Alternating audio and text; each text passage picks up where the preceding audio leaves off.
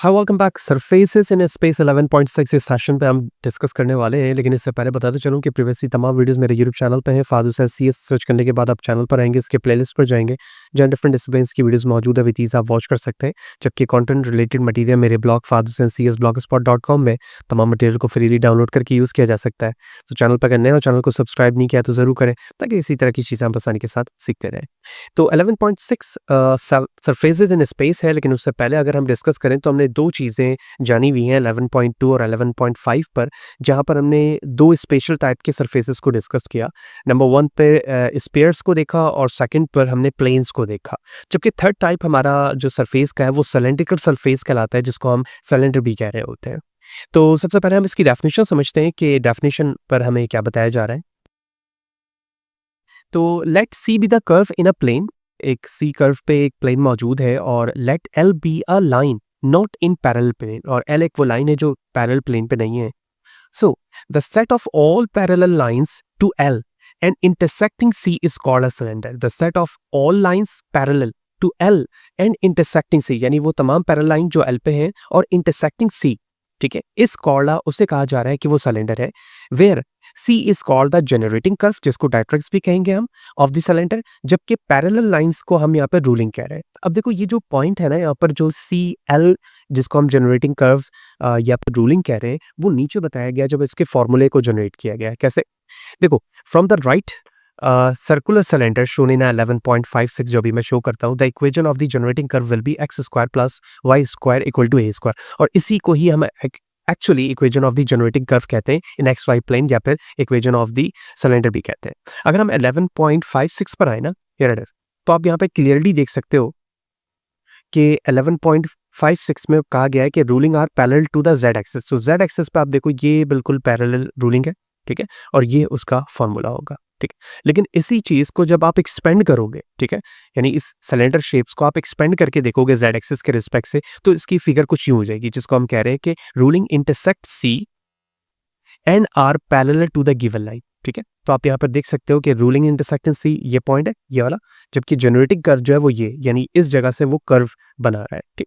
थोड़ा सा ट्रिकी है इसकी इक्वेशंस को समझने के लिए। हम कुछ प्रॉब्लम्स पे जाएंगे तो बात समझना हमारे लिए आसान रहेगा कि एक्चुअली सरफेसेस का जो कॉन्सेप्ट है सिलेंड्रिकल इन स्पेसेस का, वो क्या है। तो सबसे पहले एग्जांपल में स्केचिंग करना है हमें कुछ सिलेंडर शेप्स को। दो पार्ट दिए गए हैं, z equal to y square, जबकि बीच में z equal to sine x है, जबकि x की जो वैल्यूज है वो 0 से पाई के दरमियान मौजूद है। राइट, अगर हम क्वेश्चन पार्ट ए में देखें तो अगर हम इसको एक सिंपल इक्वेशन में देखें तो आपको याद होगा कि हम एक फंक्शन बनाया करते थे एक्स स्क्वायर, ठीक है, और इस स्क्वायर का जो फंक्शन होता था वो कुछ यूं बना करता था, ठीक है ना, इस तरह से एक शेप बनाता था। अगर आप एक्स एक्सिस और वाई एक्सिस के रिस्पेक्ट से देखें, कि मैं माउस यूज़ कर रहा हूँ, सपोज करो कि ये एक्चुअली लाइन यूं गुजर रही है, ठीक है, अपर वाली नहीं है।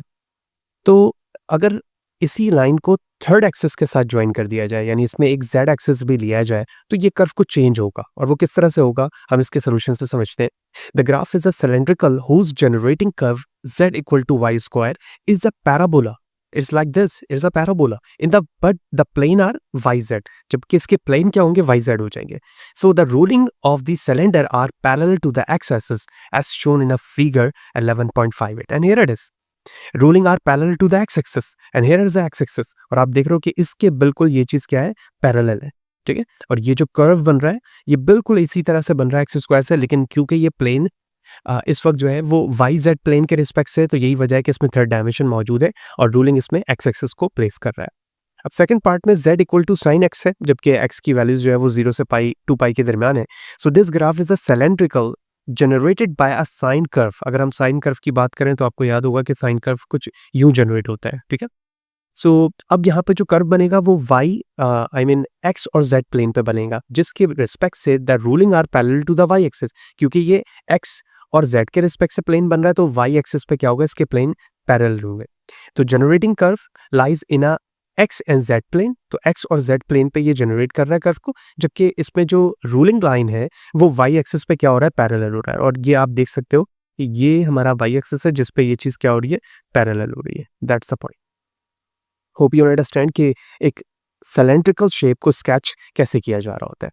अब जब हम आगे जाते हैं तो हमारे पास क्वाड्रिक सरफेस आता है। ये एक फोर्थ सरफेस एरिया है। 3 नंबर ऑफ दी सरफेसेस तो हम देख चुके हैं, लेकिन अब की हमारे पास फोर्थ टाइप आती है सरफेसेस को, जिसे हम क्वाड्रिक सरफेस कहते हैं। इस क्वाड्रिक सरफेस ऐसे सरफेस को कहा जाता है जिसके 3 डायमेंशंस हो, analogues to the conic section, और ये कॉनिक सेक्शंस को फॉलो कर रहा होता है या कॉनिक सेक्शंस के जरिए से क्रिएट होता है। अब इसके कुछ यूनिक नेम है, और क्वाड्रिक सरफेस क्या है वो यहाँ पे डेफिनेशन भी बताया जा रहा है। हम इसे जूम करते हैं और समझते हैं।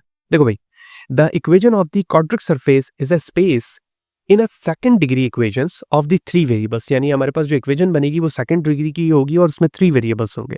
सो the general form of the quadric surface is this one: ax square by square cz square dxy exz fyz gx hy iz and plus j is equal to 0।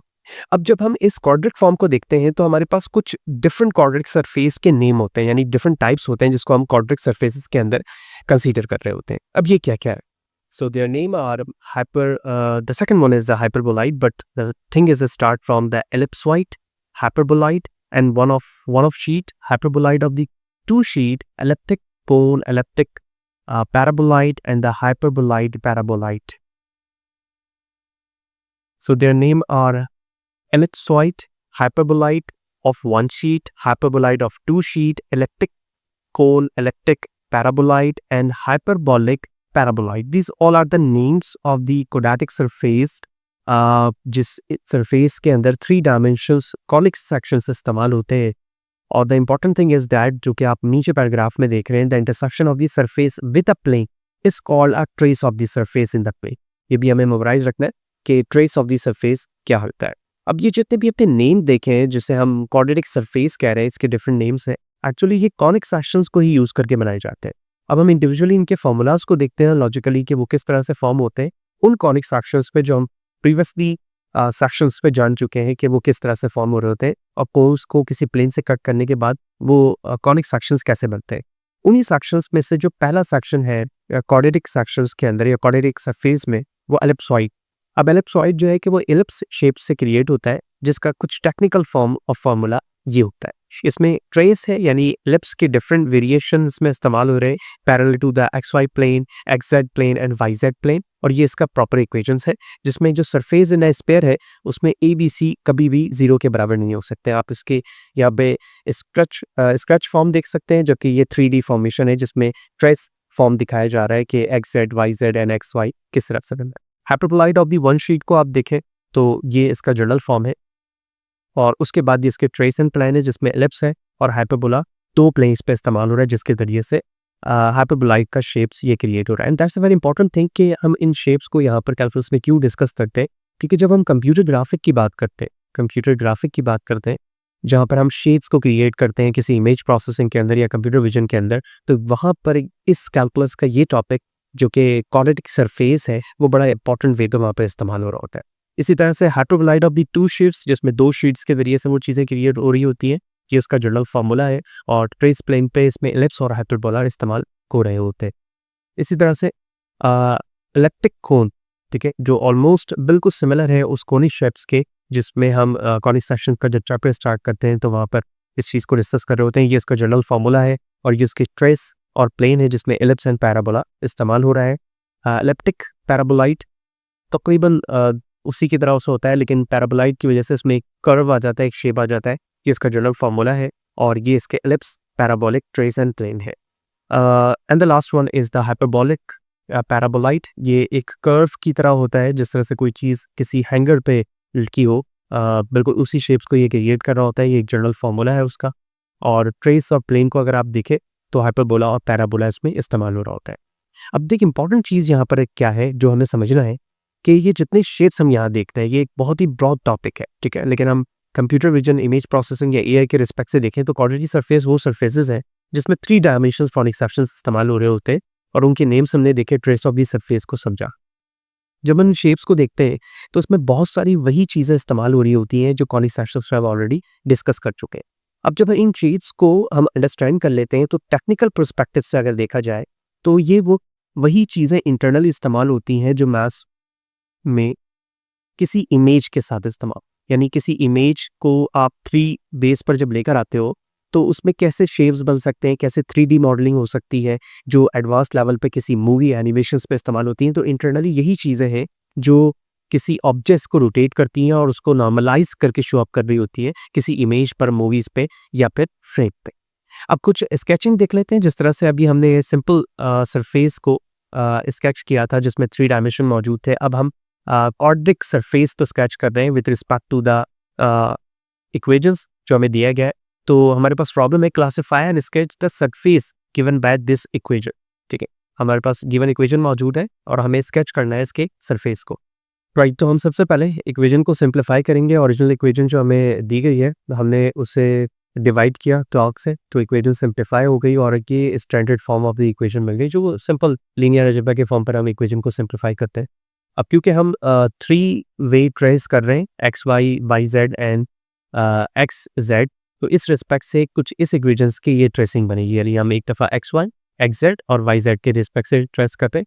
तो जो इक्वेशन है उसमें हमने 0 कोट कर दिया, यानी एक दफ़ा 0 वाई के लिए, जेड के लिए और एक्स के लिए। तो ये 3 हमारे इक्वेशंस बन गए जिसे हम स्केचिंग ऑफ द इक्वेशंस कहेंगे ऑफ द सरफेस, जो 11.59 हमें ड्रॉ करके दिखा रहा है। तो अब देखो ये तीनों इक्वेशंस है जो ड्रॉ होकर यहाँ पर आ रहे हैं। हम इसको कह सकते हैं कि ये 2 शीट ऑफ द इक्वेशंस यहाँ पे क्रिएट हो गई है। Similarly sketching the quadratic surface इस गिवन लाइन के लिए, जो कि quadric form of the 3 dimension है, सेम किया हमने। ओरिजिनल इक्वेशन ली एक्स के लिए, इसको सेपरेट करके स्टैंडर्डाइज किया, फिर एक दफ़ा जेड को 0 और एक दफ़ा वाई को 0 किया, तो हमारे पास ये 2 इक्वेशंस आ गई। और parallel to y z plane है, जब एक्स की वैल्यू 0 है तो ये हमारा इलिप्टिकल या ellipse form of the shapes create हो जाएगा। तो ये ओरिजिनल फंक्शन है जो हमें क्वेश्चन में दिया गया था और उसके बाद फिर हमने उसकी शेप्स को क्रिएट करके कर दिखाया। तो elliptic paraboloid form of the equations था जो हमें यहाँ पर जर्नल फॉर्म पे दिया गया था और उसके ज़रिए से हमने कट क्रिएट रखे थे। तो दैट्स ऑल अबाउट द 11.6, जिसमें हमने कुछ इंपॉर्टेंट एस्पेक्ट को जाना कि सिलेंड्रिकल सरफेसेस क्या है और किस तरह से डिफरेंट जो हम सरफेस देख रहे थे वो हमने देखा कि स्पेयर्स क्या हो सकते हैं, सिंपल प्लेन क्या हो सकते हैं। ठीक है, इसी तरह से फिर हमने क्वाड्रिक सरफेस की इक्वेशंस देखी, फार्मूला देखा, सिलेंडर को समझा। टॉपिक थोड़ा सा ट्रिकी ज़रूर था, लेकिन ये कुछ ऐसे कॉन्सेप्चुअल टॉपिक है जो आपके माइंड को इंटरनली थोड़ा सा रिफ्रेश करते हैं कि आप deep learning, machine learning, computer vision या इमेज प्रोसेसिंग को किस तरह से विजुअलाइज करते हैं, स्पेशली जब आप ऑन प्रैक्टिकल वर्क कर रहे होते हैं। तो इसी तरह से जुड़े रहें, क्योंकि नेक्स्ट सेशन पे जाएंगे तो हम चैप्टर 12 को स्टार्ट कर रहे होंगे, जो कि बड़ा इंपॉर्टेंट है मशीन लर्निंग, डीप लर्निंग या फिर एआई के लिए, क्योंकि हमारा फोकस ज़्यादातर इन्हीं तरह के टॉपिक्स पर होता है जो किसी भी इम्पॉर्टेंट टॉपिक्स को विजुअलाइज करता है। एक और सेशन वैसे हमारा रहता है 11.7 सिलेंड्रिकल एंड स्फेरिकल कोऑर्डिनेट्स का, जो कि इसी से रिलेट करेगा, जहाँ पर हम आर थीटा और इस तरह के या आर थीटा जेड को डिस्कस कर रहे होंगे, जो कि कोऑर्डिनेट्स कहलाइए सिलेंड्रिकल शेप्स के। इसी तरह से जुड़े रहें, ऐसा चुभन मिलते हैं तो इस चीज़ों को डिस्कस करते हैं। चैनल को सब्सक्राइब नहीं किया तो ज़रूर करें, ताकि मोटिवेशन बरकरार रहे और आपकी रिक्वायरमेंट के मुताबिक काम करता रहूँ। नेक्स्ट सेशन में मिलते हैं। सी यू देयर।